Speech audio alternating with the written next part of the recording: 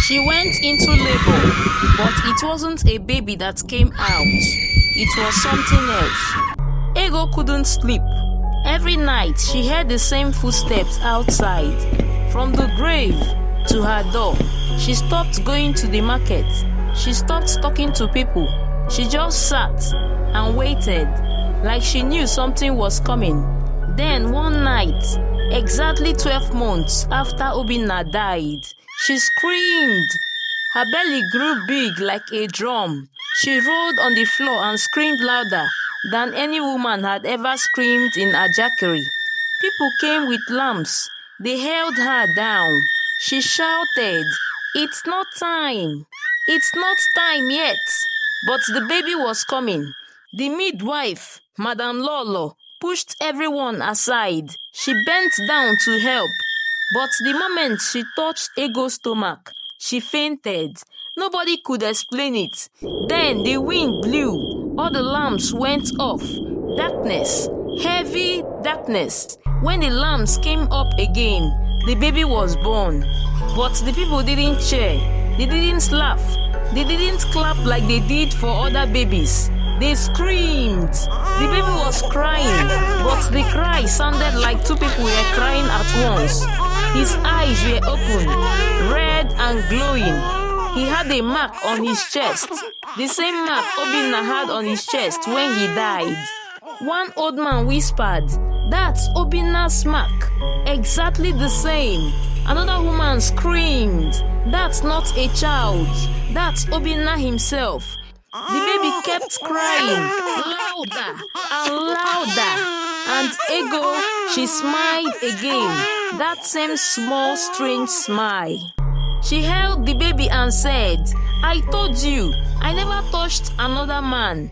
But in that moment, as the baby cried in her arms, she remembered that night, the night Obinna came. It felt like a dream. She had fallen asleep.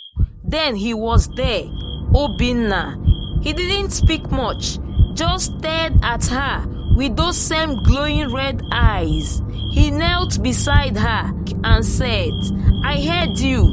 I couldn't leave you." She couldn't move. Her body was heavy.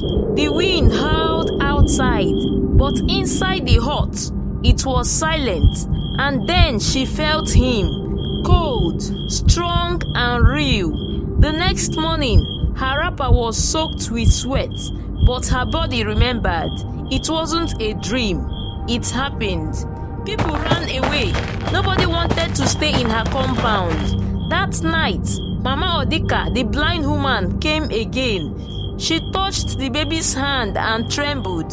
She said, "Obinna didn't die a normal death. His soul was trapped. Now it's back. And it came through you." Ego looked at her dead in the eye and whispered, "I didn't ask for him to come back, but he refused to stay dead." Then something strange started to happen.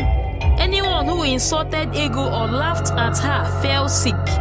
Boils, fever, and cough that never stopped. People began to whisper again, "The baby is cursed.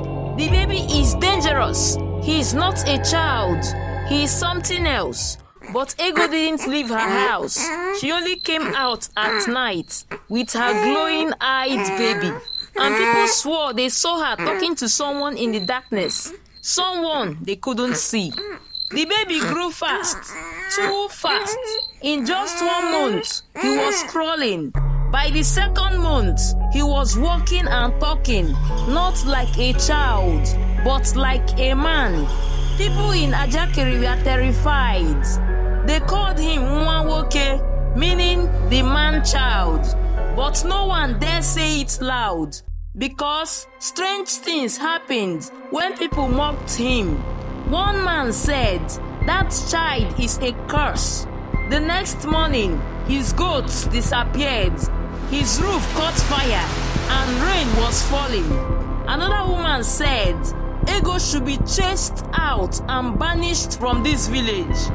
That night, her 2 sons got lost in the forest, even though they had never left the compound.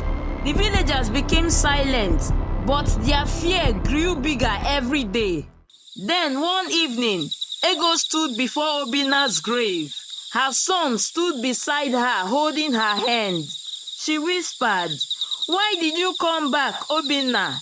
Why through me?" And the child replied, "Because I was not ready to leave you. You cried for me. I heard you." Ego's eyes filled with tears. "Then why is everyone suffering?"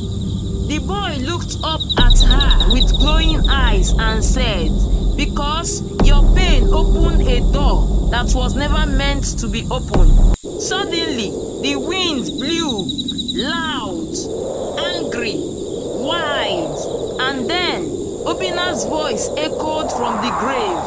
"Let me rest, Ego. Let me go now." The baby fell on his knees, crying, screaming.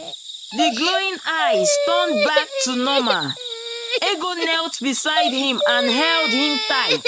She cried and said, "I forgive the world. I release you, Obinna. Go in peace. Let my son live his own life." From that day, the village changed. The baby, now called Chikere, became normal. No more strange signs, no glowing eyes, no sickness.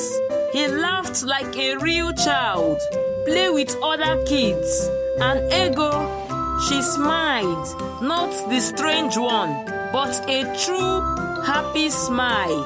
People apologized to her. They brought gifts. The chief of Ajakri called her the strong mother. And though the past could not be erased, peace returned. No more shadows, no more footsteps at night, no more whispers, just laughter and the sound of a child who now belonged to the land of the living. The end.